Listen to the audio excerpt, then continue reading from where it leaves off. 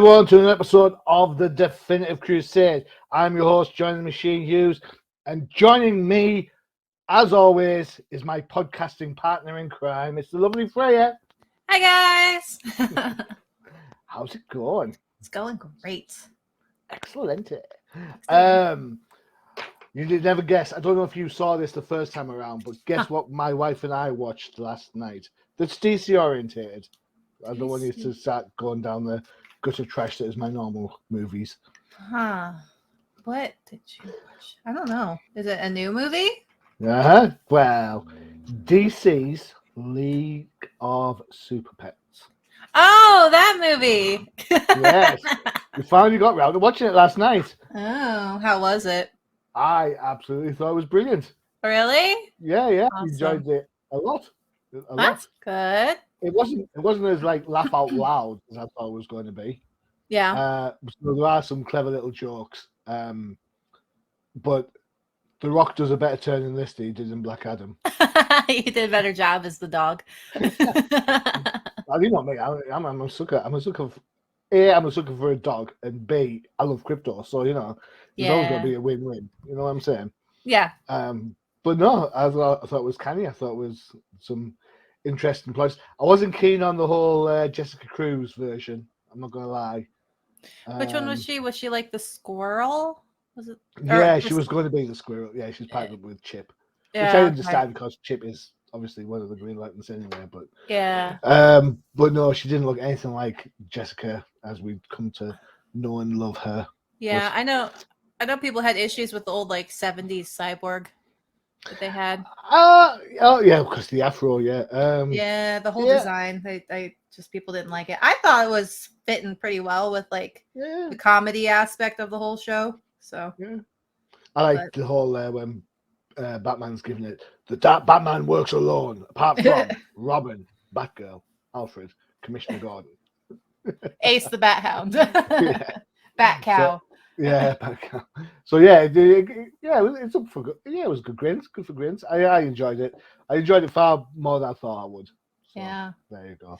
Well, it's just stupid fun sometimes. It's good. Yeah. Whilst we talk about animated stuff, over the last month or so, you may have had an opportunity to see the new Batman animated movie, The Doom, that came to Gotham, based on the graphic novel by the same name by Mike Mignola, or however you pronounce it. I have seen it. I don't know if you've seen it, Freyja. Not yet, no. I'm not familiar with the original, so this was a chance to see something as new. I've got to say, I didn't enjoy it that much at all. I don't know. It just wasn't my cup of tea. I don't think. I mean, I love Gotham by Gaslight, the movie and the book. Yeah, I have that. But this, I don't know. I don't know if he took it a step too far. I just don't know. I always like the idea that Bruce is corporal, not some sort of demon inside of a body and stuff like that. But yeah, it's one of those weird Elseworld, story type. Yeah, I suppose. I always think those are just going to go off the rails because I just think of Batman Samurai and they have like mechs and stuff. I love Batman Samurai. I think Batman Samurai is done really, really well. Yeah, but it is off the wall though, like, I'll give you that. You go in with those alternate universe ones and you really have to be like, okay, this is gonna be something. It's entirely up to you. If you like the graphic, go check it out. If you don't know what the graphics about, check it out and see what you think about it. But it's available to stream if you are so interested. And as we talk about bats, I suppose it makes a good start for the show. We are going to talk a little bit about all pointy ears. We're going to have a look at this book first. This is Batman 134. There he is at last. Do you like the background, by the way? I thought I'd change it up from our Dick and Barbara. Yeah, I actually do. I like Tim and Steph. Yeah, baby. Yeah. It's another reason I love them as a couple, and then they destroyed it. Yeah, I love them as a couple as well. To be honest. It's I don't know what DC is, but they always destroy my favorite ships. Like Beast Boy and Raven. Like they're like, yay, and then they redid everything. I'm like, oh, and then same thing with Steph and Tim. Oh, I was like, no. But it could be worse. Marvel keep canceling my favorite books, but no. Yeah. All right. So this is written by Chip Zdarsky, who is the superstar writer from Batman. He joined. He's currently writing Daredevil at the same time. Mike Hawthorne's on art. Inks are by Adriano De Bendito. Colors are by Tommy Moreau. Clayton Cowles is on letters. This is Batman in a Strange Land. We talked about Elseworlds. This is a little bit Elseworld, is it not? Yeah, it kind of is. It's a little out there. What's your take on this whole Batman in? It's like Bat-Man in Gotham. Yeah. So I'm just gonna be straight up. I hate his mask. I hate it. I'm just getting Man in the Iron Mask vibes from it, and I despise it so much. I'm like, I don't like it at all. I think it looks ridiculous. The rest of the suit is fine. It's just the cowl part. It's just ridiculous. And I'm gonna ruin the little surprise. Not surprise. This man, when they were talking like, what's his name? Red Mask. Red Masks. I was thinking the old school Red Mask. You know, the one where he got like superpowers in space or something, and then he would kill everything he touched. I thought he was going to be that guy. I was like, oh cool, we're bringing in, you know, old school characters that we haven't seen. No, it's just Joker again for like Joker again the millionth freaking time, and I'm like, ugh. And interest is completely lost. I was like, I'm sick of Joker and these variations of Joker. We already had a guy called Red Mask previously, and now it's just Joker again. And I'm like, this is stupid. Should have just made it Red Mask. The whole him experimenting on metahumans was interesting, I guess. But like I said, the whole, it's just Joker. I'm like, I don't fucking care. Like, come on, guys. Bruce has so many other villains. Just stop with freaking Joker. It would have made sense if this was like freaking Scarecrow, for crying out loud. Like, yeah, that would work. Definitely. I'm just sick of Joker. I really am. Or even Ra's al Ghul looking for the one pure Earth. It's not tainted by anything. Yeah, it's just potential that's just again. Yes. Yeah, Hugo Strange. He's a scientist. He'd know about. Like I said, there's a lot of villains. I mean, heck, we could even had Mad Hatter doing stuff. Like, you know, it's always the Joker. It's always the Joker, and I'm just so sick of the Joker. Yeah. What did you think of the guest stars? So, you know, the Flash is in here, Superman, but they're not our Flashes, they're not our Superman. It's very much like Holy Terror, where the metahumans are kept in a prison. We've just seen the Let the Lightning Out there. Where was that? I've just seen that. Yeah, where he's all red. And... yeah, he's ready to go. Let out the lightning. Yeah. Then Superman rocks up later. I like, what was his name? Freaking Ghost. Ghostmaker. Ghostmaker. He is an original character.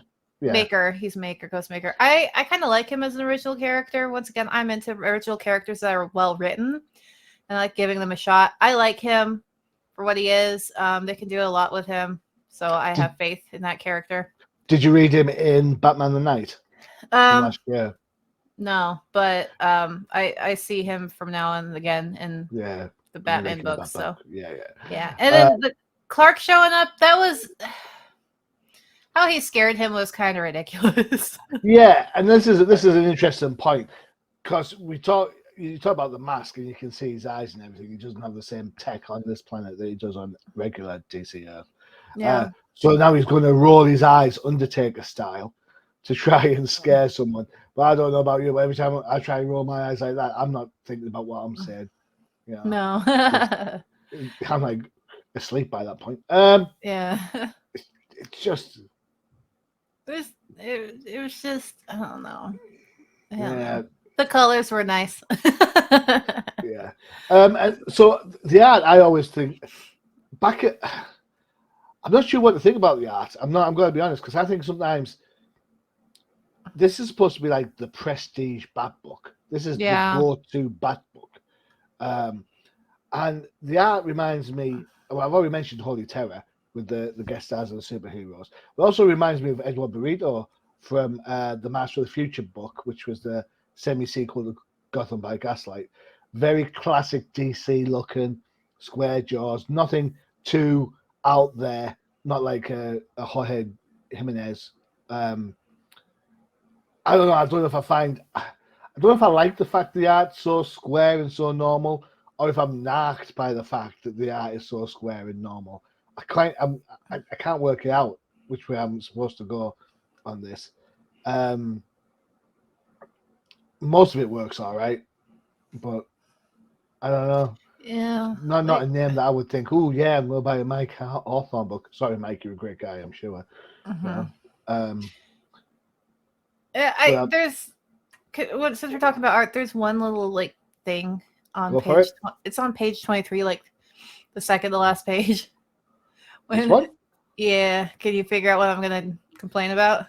It's either the fact that Bruce is missing a right hand on the bottom panel, or it's this young lady at the top whose chest area is somehow dropped down into her stomach. Girl needs a better bra. Is what we're saying, right? Well, is that what we're saying? No, I'm talking Red Mask walking in. oh, great! Didn't even look at him. Yeah. He's just so flat and out of place. It's Elvis. It's his Elvis, isn't he? Yeah. Walked in his Elvis gear. I'm caught in the trap. Yeah, and I didn't know that his wrists were so tiny previously. Like, yeah. That's a very billows blouse he's wearing. Yeah, he has a pirate outfit on. But yeah, it kind of bothers me when I look at it, mostly because of the wrist and the missing foot. I don't know what's going. It just disappears. I don't know. I know he's in the background, kind of, but she's talking to him and he's talking. So I thought maybe they would put a little more. So are you happy with her chest dropping into her stomach then? Is that what we're saying? No, but here's the thing. I know girls who have huge chests, and when they're not wearing a bra, they do sag. I know, but the superheroes... But she is wearing a skin-tight suit, too. So, I don't know. They should be up a little bit more. I do agree. They're a little too far she down. Needs a underbrow or anything. I'm just saying, Well, the skin-tight suit should kind of help. Help a little bit. She's going to get a backache with those bad boys. Oh yeah, she's definitely going to be sitting in a tub a lot. Yeah. Having those float for a bit. Nice end, I will say, for this. The book was going along all right. I'm not saying it was fantastic. It was just going along nice, steady pace. But then I turn the page and you've got the leather wings. It's like, whoa, get in there. Again, another homage of sorts. Ra's al Ghul had a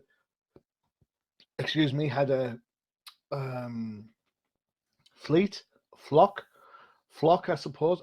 What you call it? What's the collective noun for bats? For bats? Yeah.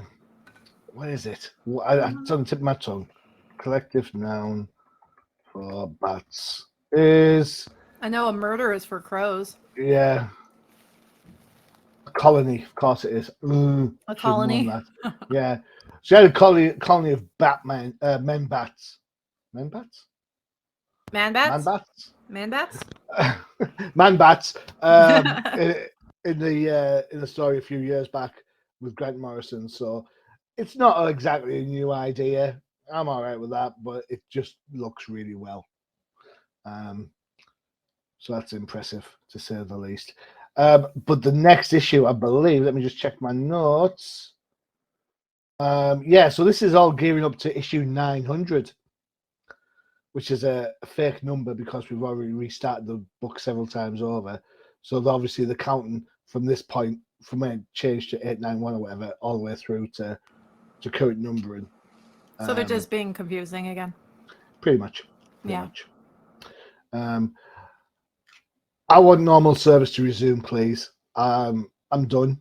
I was done with the robot thing, I was like, yeah, fail safe. I'm done with that. You know, that just meandered its way to a painted corner. Now we're here, and it's like, oh, can we just get back to normal, please? Can we not just have Batman, Gotham, end of? Thanks. Cheers. For all you Bat fans out there, for all you Bat Cat fans, I know that Freyja's not one of those bad boys. There is a crossover event coming up soon featuring Batman and Catwoman. It's going to cross over between their two books. So keep your eyes peeled for that one. Freyja's like, oh my God, I'm not buying that $1 million. Nope. We'll just have to review it on the show then, won't we? No. Revenge is mine. All right, so that's from a little while ago. Next up, is this book kind of caught me by surprise the first time around, and this is why I picked it again this time. So I'm just kind of sticking with the flow for it. It is Superman Lost #2 of 10. So it's one of those maxi series type events. Plot and script by Christopher Priest, pencils and plot by Carlo Polayan, inks by Jason Paz. Jeremy Cox is on colors. Willie Schubert is on letters. I quite enjoyed the first one of these. I'm not going to lie. I thought it was quite interesting. Yeah, it was a nice setup. And seeing old Supes with some PTSD, I think, works really well for a lot of places. Yeah. Again, it's that classic DC art, I think, that kind of maybe knocks it. Can I just say right now that I'm really looking forward to the Green Arrow?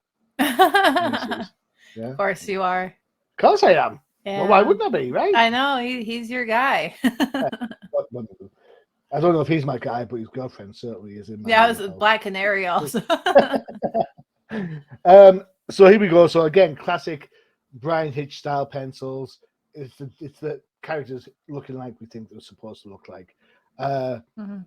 Bruce is giving Lois some intel for her stories, and of course, Supes is still having his PTSD elements. Through this, we get to find out how he ended up getting stranded in the far reaches of space, and he starts his trek backwards to get back to Earth. Art-wise, yeah, it works. I mean, I'm not overly fond of these cute little alien type critters, but you know, I stuck with it. I quite enjoyed it for that. What I will say, I hope that they don't keep talking about how Kryptonians are affected by gravity and sunlight, because that explanation we had 3 times in this issue alone, right? Yeah. Yeah. So 2 alien species told us, and the Flash told us. I think Superman tells us as well at one point. So you're like, I get it. I know how it works. Please tell me the next 8 issues I'm going to have the same explanation in. I just don't need to hear it again and again. But it's Superman doing what Superman does, doesn't it? Always the right thing, you know. Is he a bit arrogant when he takes off the lasso? Oh, Superman. He's not the brightest. Yeah. Grew up in Kansas. Not having a go at anyone. I was like, hey now. You know, I'm not saying nothing. I mean, hey, at least it's not Oklahoma, right? 2 places I'm never visiting in the future. I mean, I enjoyed it. I thought it was okay. I thought I'm still intrigued by what's going to happen. I like the Despot planet, where he's like, my name is Victor. He goes, you have a name? He goes, no, that's my title. I am the Victor. You know, you're like, oh, yeah. So he said Victor was worse. I had it sus, but I just think it's interesting to see how Superman's going to play out with his truth, justice element in a galaxy that just doesn't care about it one way or the other. Yeah. Interesting to see. What was your take on this book? It was interesting. This whole story's been interesting so far. I'm really hoping that the pacing doesn't suck. That's the main thing that always seems to happen with these books. Like It just drags, and then they rush everything in the last issue, and I don't want that. It's interesting. I want to know what causes the PTSD, because right now it just seems like normal everyday things that Superman's used to. And I did find it kind of ironic that everyone was like living in this smog-filled crap hole, and then there's the dead zone has like clear skies and stuff. It was like, well, that's the switch. But the art, I agree, it works and it's well done. Bruce, or if not Bruce, Clark was being Clark, and the untying of the lasso, I'm like, yeah, that's a Superman thing. He would totally do that. Yeah, he would totally do that. He would totally do that. And that's how he got himself lost. However, there's something, where was it? Page 11 and 10 and 11? Hang on. Let me go back.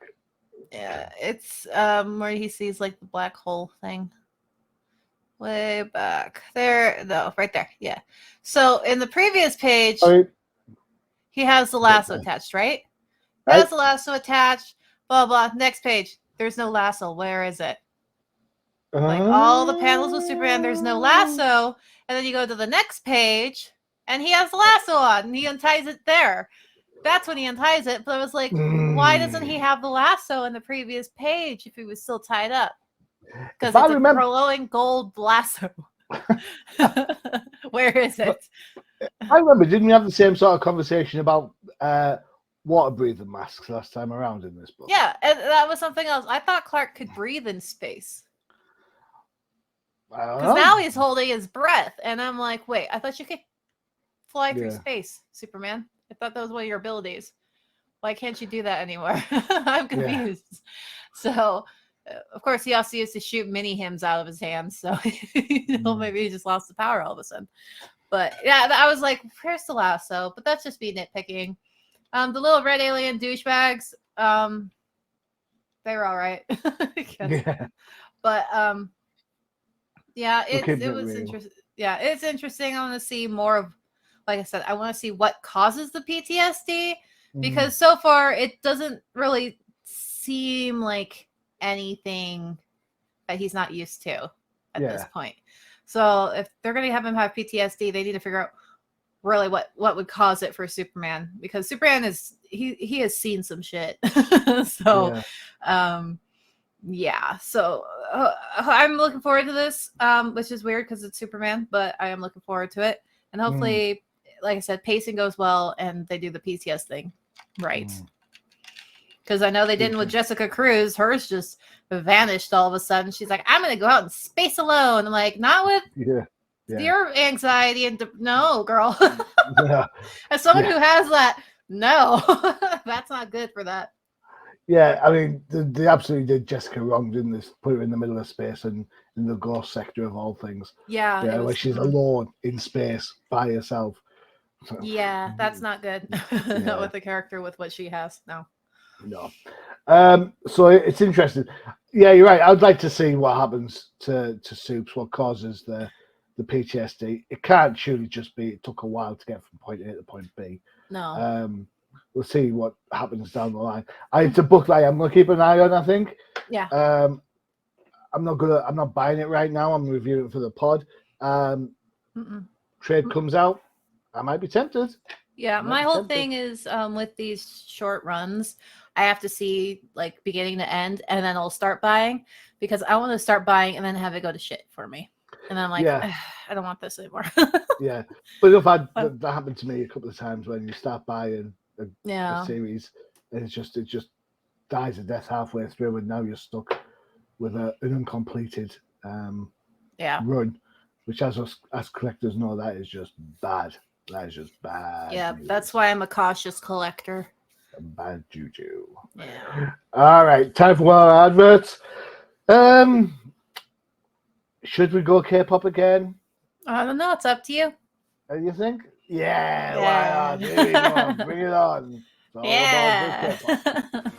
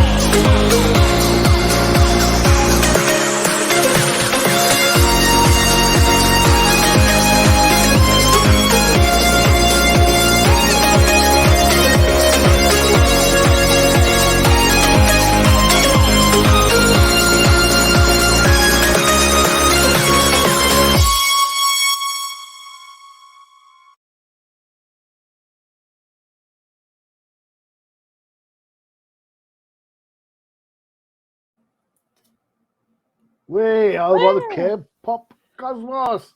Excellent. Yeah. Where does it? Is that the show's theme tune, or is that a piece of music that's been? That was just a piece of music, copyright free music.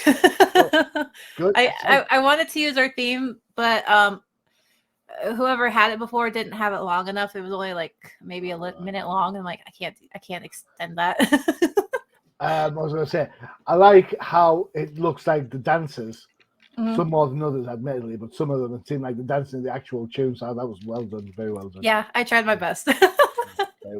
Very well done. Still needs more fishnets. I'm sorry. Yeah, can I say? Right, and the winner of this week's book with the longest title goes to Freyja's choice for this. This is Oh god. Sandman Universe, Nightmare Country, The Glass House, #1. Yeah. And that's all we have for the show. So I'm joking. So it is written by James Tynion IV of Batman fame. Alessandro Esteran is on art. Colors are by Patricio Del Pecci, and Simon Boland is on letters. Have you not learned yet about picking Sandman books for Jiminy Cricket? You know what I'm saying? Yeah. Well, we got to do something other than superheroes sometimes. And also, there's not a lot to choose from. But no, that's the thing too. I was looking there, like there is absolutely nothing. This is scraping the barrel this past couple weeks. I have two comic book shops I go to. The local Forbidden Planet in Middlesbrough and the Dark Knight in Darlington.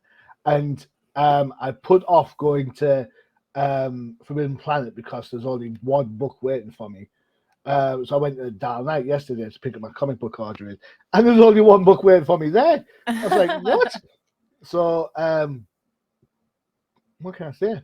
The publishing schedules have been kind to my wallet this week. I bought back issues instead. Guess what book I bought back issues of? I'll give you a hint. We've said their name already. We've said Batgirls? I have all them already. Black Canary. Oh, yeah, Black Canary. From 92. Oh. There you go. All right. Anyway, we've digressed. Talk to us about Nightmare Country, The Glass House. All right. So, as per usual with Sandman books, the art style is very unique, to say the least. And that's just what I come to expect. It's very indie, I guess. I don't know how to describe it. It's just, I expect kind of bizarre artwork and coloration and everything from just Sandman Universe books. But then again, I kind of feel like everything's supposed to be in like a dream-esque thing. Like it's a dream mixed with a nightmare type of style. I think the art you could describe as intimation rather than actual. It's trying to show you feelings and situations. I mean, look at this panel down here. This girl getting kissed here. She's not happy. She's getting kissed. That is an unhappy kiss.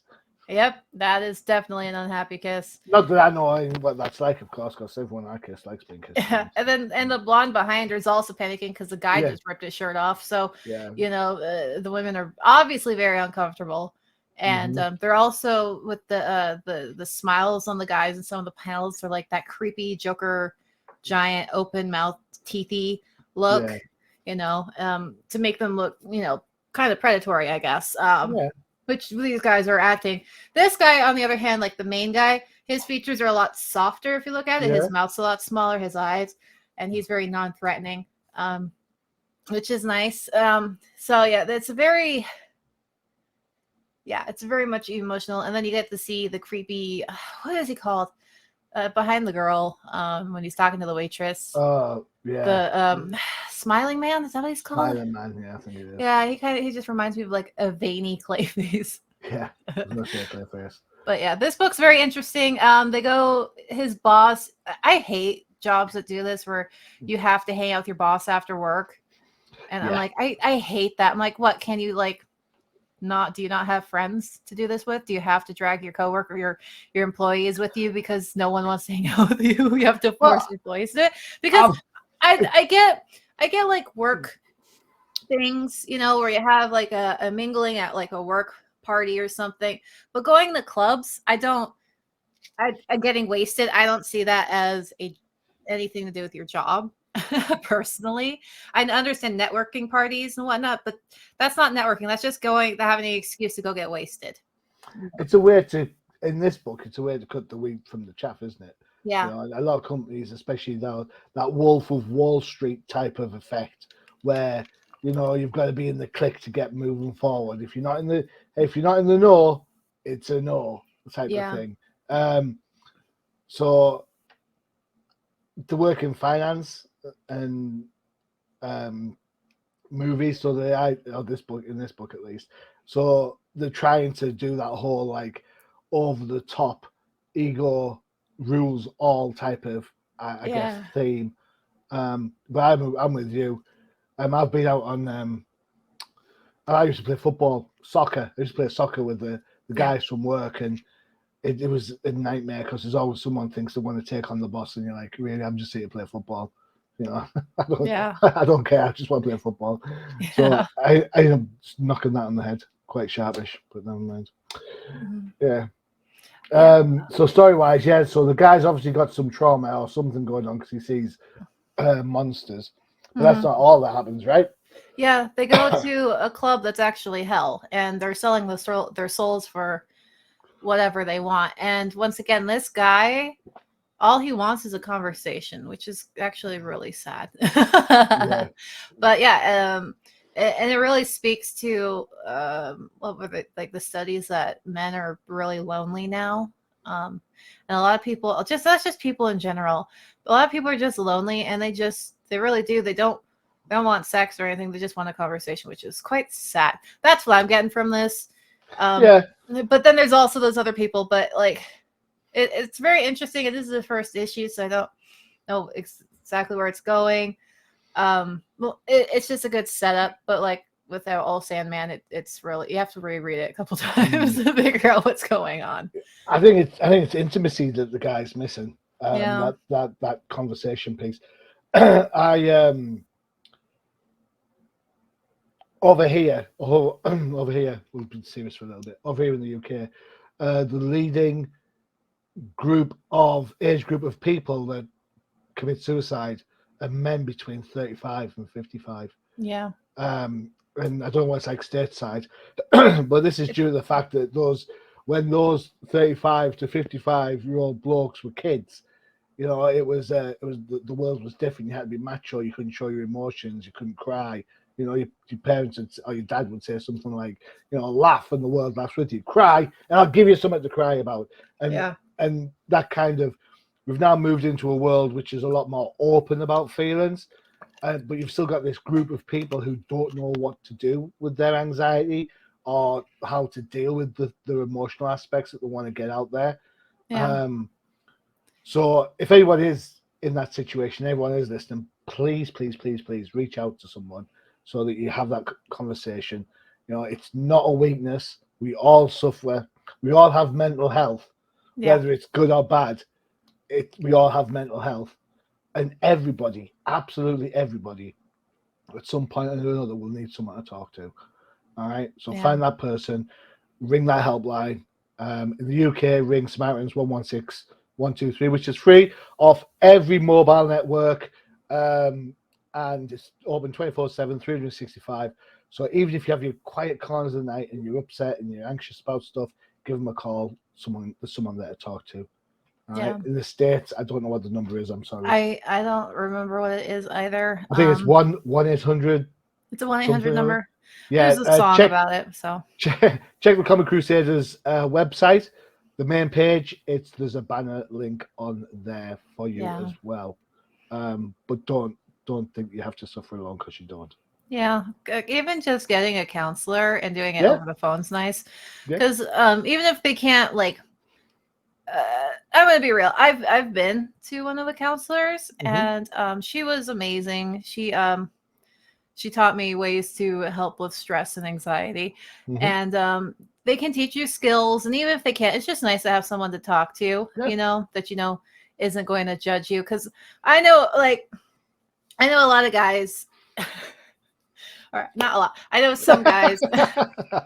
I know some guys where they want to be more open, but then when they become open, the person who they shoot them down, they reject them, which I think is terrible. But that's kind of what's going on in the States, is that some people, they're like, oh, men should be more open and with their feelings, but then the moment the men are open with their feelings, they go, oh, you're being so needy, you're being so, why are you being overly emotional, blah blah blah. And I'm like, well, if you want someone to be open with their emotions, you need to allow them to be open with their emotions.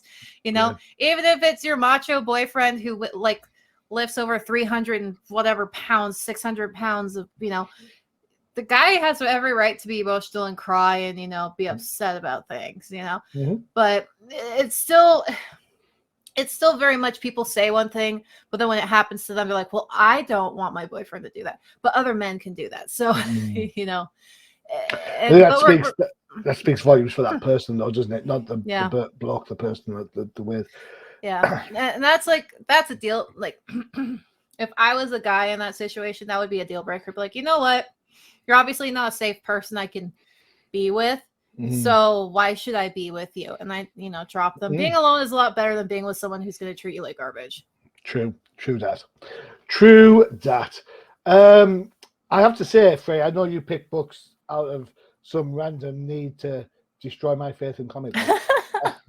But I thoroughly enjoyed this book. Yeah, it's good. I liked it from the first all the way through. Admittedly, the thigh highs later in the book did help. It is me, after all. A little bit Devil's Advocate in places. The movie.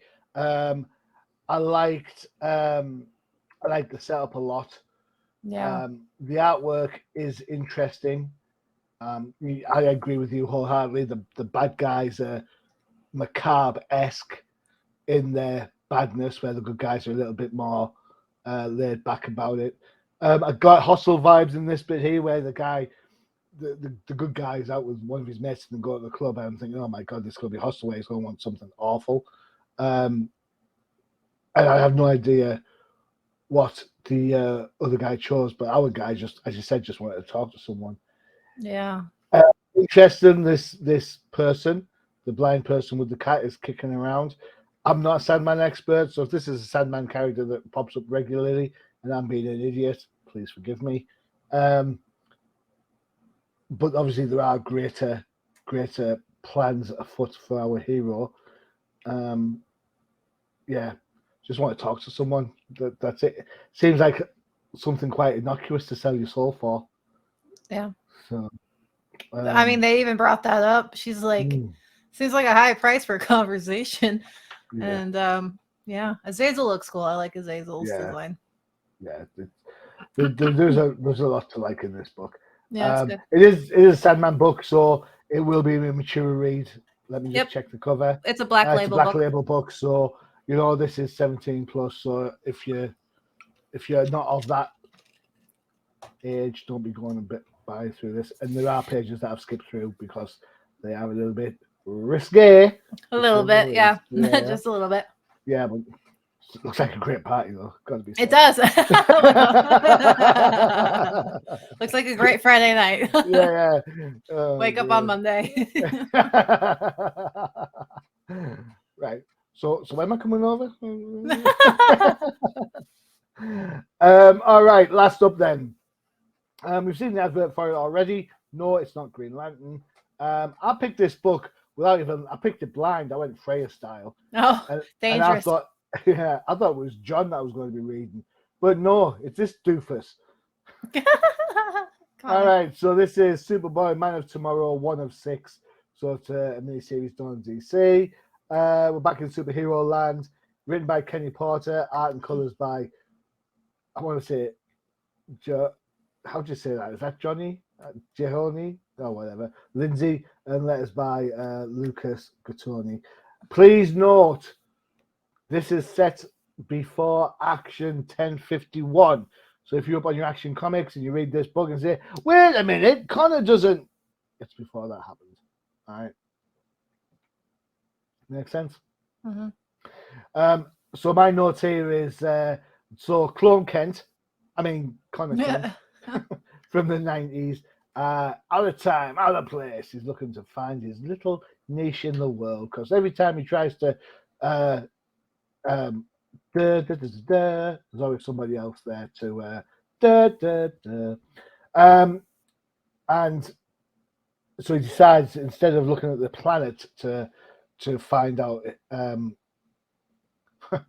action to save people, he goes galactic, ends up on a planet, ends up in brawls with some dominators, and things go from bad to worse from there, really. Yeah. I'm not a big fan of Clone Kent. I was not a very big fan of Clone Kent back in the Reign of Superman. Never mind now. I just handle John. You know, I mean, don't get me wrong. I like Connor Kent from Teen Titans. You know, with the black T-shirt and the red S. Yeah, that's one I like too. Yeah. Yeah, I like that one. This douche, I can live without.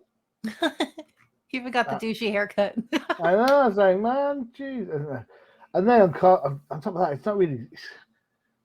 I get that he's a clone of Lex and Superman, so therefore he should be half and half. Yeah. It's like a pizza from Domino's. But then, where's his telekinetic powers come from? I have no idea. Why can he still fly? Why is he still super? At least when they did Connor Kent from the Teen Titans, he was depowered slightly because of his human side.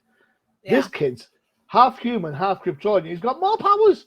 How did that work? Yeah, I don't know. He's shooting freaking Kamehameha waves out of his hands. I don't. I was like, I don't know. It's weird. the art looks decent. I quite like the art, and I was quite liking the numbers on the bad guys' chests. I thought that was canny. Although, of course, I mean that's got to be a Despero in the middle. Yeah. Yeah. Yeah. A croc at the side. I have no idea who the butterfly person is. But it's a fight issue pretty much all the way through. And then on the end page, a whole new other super team rock up. Yeah. Where's that at? Have I gone too far? I might have gone too far. They're at the very end. Yeah. That's Green Line from it. Yeah. So another super team pop up, which means that the next issue, guess what there's going to be? Another fight. I don't know if I can hack 6 issues of this. Like, I mean, to use your phrase, the colours are nice. Yeah, they are nice. They are nice. They are nice. But generally speaking, I could have done without this book. Damn you, DC, for trying to connive and convince me that otherwise. But no, I don't want any Connor Kent or Clone Kent. If I do, I'd not this one. Anyway, Freyja, what did you think? I agree with you, Johnny.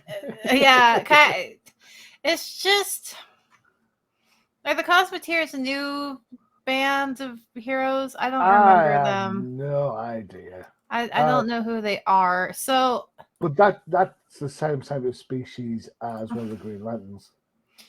Yeah. So I'm like I said, I'm all for new characters. We'll see how it goes. We got like Mega Man going on right here with the arm blaster, but like I don't. Not what I'm drinking. However, I don't particularly like this Connor. I agree with you. I like the one with the black T-shirt. It's a very simple design, but I like it. He is way overpowered, and I was very confused about that as well. I was like, what is going on? Like I said, he's shooting freaking Kamehameha waves and crap out of his hands. I'm like, when did this happen? And he has like havoc powers. I don't know. It's just weird, all the powers he has, and I'm confused. But also at the same time, shouldn't there be? Okay, so my thought process: he jumps into this planet at war, right? Right. But he doesn't know what's going on and who's fighting who for what reasons. Exactly. He's just got Dominators are bad guys, so therefore there must be. Well, but he doesn't know about the lizard people and what they've been doing. So what if he's actually helping the people who started this in the first place?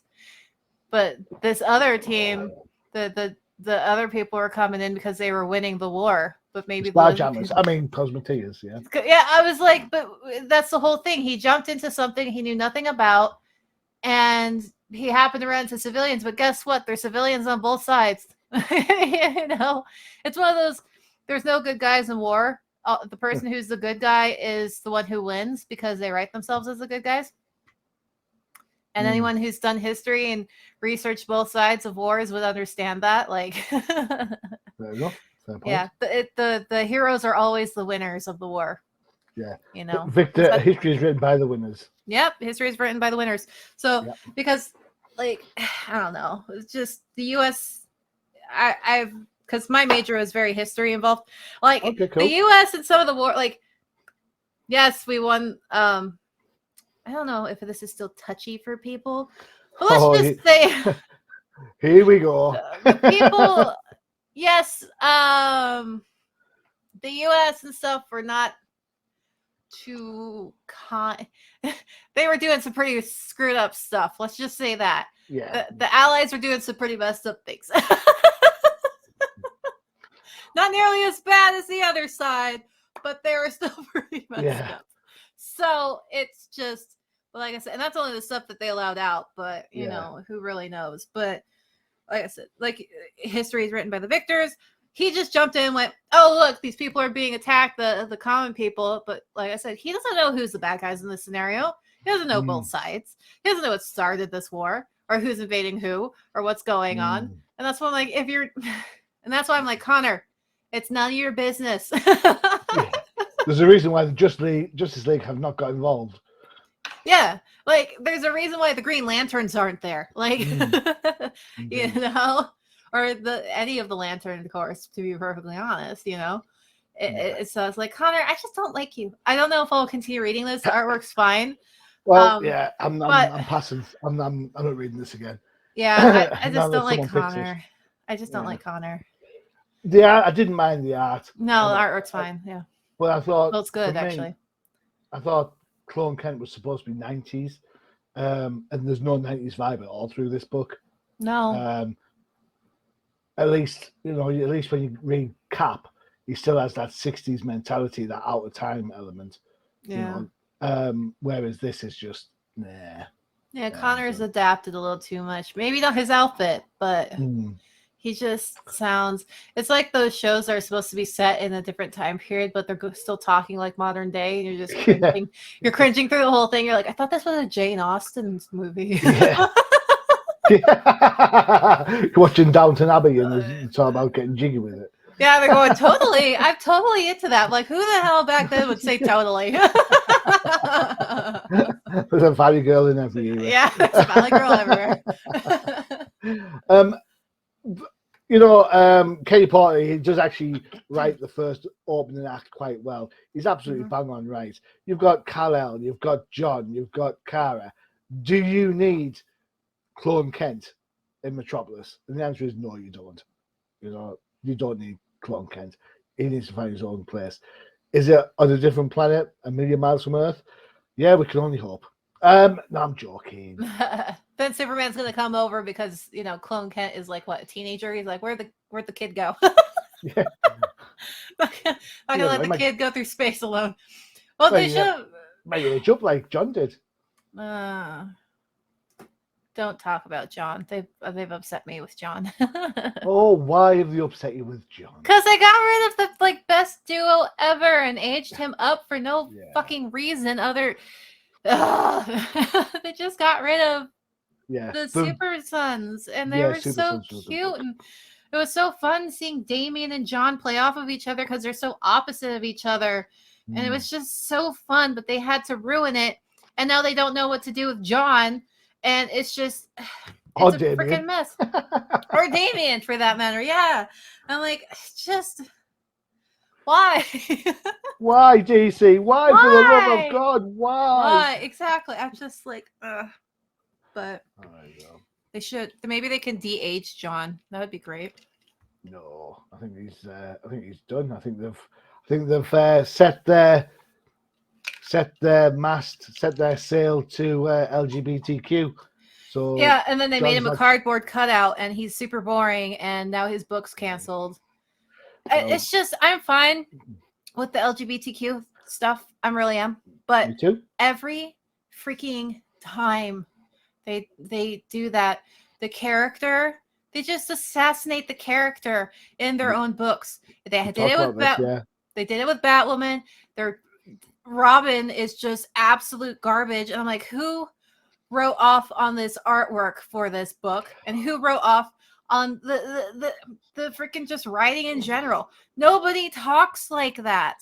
Nobody, and it's always like they focus on their sexuality way too much. Nobody cares.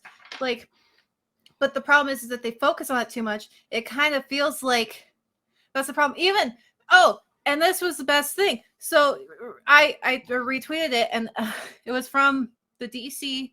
It was an official DC Twitter account, right? Mm-hmm. And they're talking about, they were showcasing all of the Robins and the Batgirls. And they're like, the one who died and came back and blah, blah. You want to know what they said for Tim Drake? What then? All he was the computer nerd, and he's gay. That was his title. And everyone I included, freaking lost him. Like, Tim Drake is more than his sexuality. Everyone else got these cool little, like, they got all these cool little things, like, the original Robin and the leader, everyone had these cool things, and Tim Drake's computer nerd and gay. They didn't say anyone else's, Oracle, straight. No one. Yeah. And that's the whole thing, is they focus too much on their sexuality, and like the characters are more than who they bang. Sorry, they are.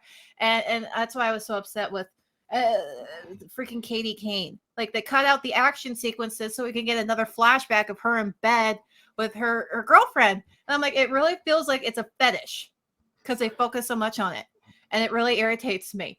I'm like, I love Katie Kane. And she's been lesbian from like the get-go, and she gets her own book finally, and they're like, let's have flashbacks of her with her lover every fucking issue constantly. Let's cut out the action parts that people want to read so we can have another issue of her in bed, but we're not fetishizing it at all. Oh, surprise, the book got canceled because it's shit. Because it's the same thing. If Bruce Wayne had the same number of flashbacks with his girlfriends or whatever, nothing would get fucking done in any of the books. It'd be like, I remember when I banged Batgirl over there. I remember when I banged Selena over there. It's just, you can have romance in these books. That's fine and dandy.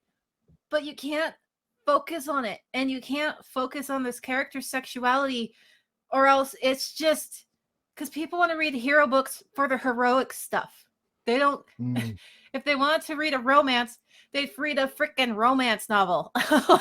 We can have those elements in there, but you have to realize what your demographic wants from their characters. I'm confused a little bit, and I'm going to sound like a complete ingrate here. So I apologize right now to everyone who's listening. Jonathan Kent's book's been cancelled, right? Yes. Batwoman's book was cancelled. Yes. Robin's book's been cancelled. Yes. It's because, in my opinion, I feel like they're using these characters as virtue signaling, but don't give a shit about them. And so they write shitty stories because they're not important to them.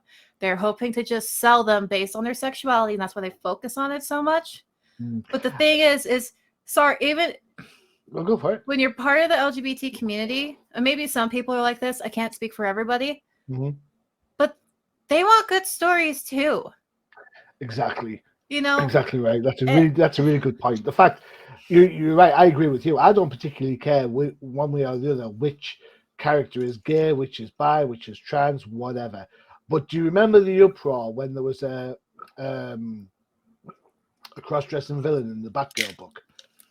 Just when Babs Tower was coming on, it was the whole Batgirl of Burnside thing.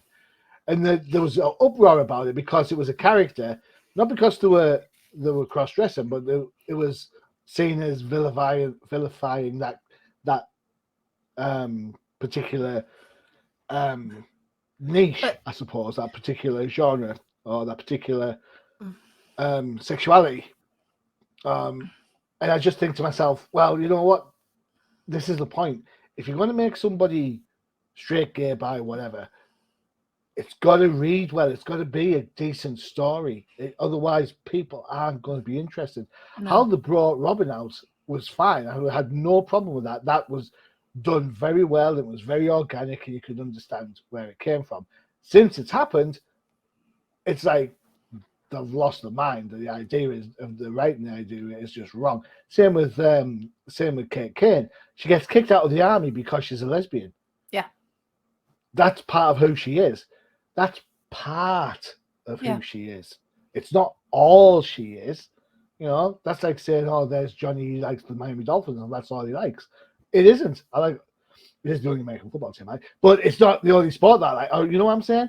There's more to me than just that. There's more to me than just TDC. Yeah. So people like complex characters. People like characters who have flaws, who overcome flaws. People like well-written characters that have character development and growth. That's why people don't like Mary Sue's, because they don't go anywhere. They don't grow.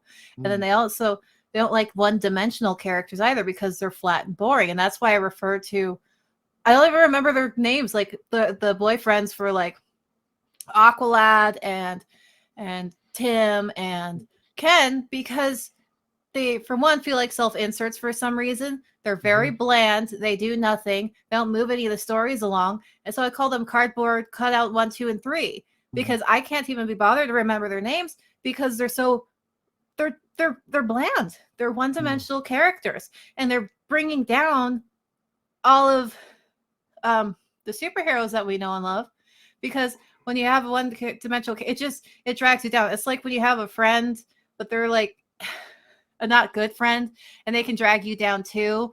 So you have to, and Meg and Nigel. Yes. It's the same thing. You have them interacting with these terribly written characters, and then usually well-written characters are terribly written too.